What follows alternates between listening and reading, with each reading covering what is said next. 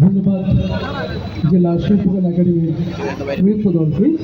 শুধু এবার একটি একক আবৃত্তি শুনব কবি আবু হেনা মোস্তফা কামালের কবিতা ছবি নিয়ে আসছে আবৃত্তি শিল্পী মাহানা প্রেম।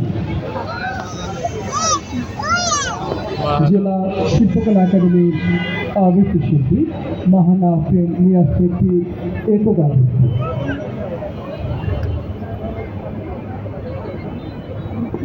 মুক্তিযুদ্ধ ভিত্তিক সাংস্কৃতিক অনুষ্ঠান ও পুরস্কার বিতরণী অনুষ্ঠান আপনারা যারা উপভোগ করছেন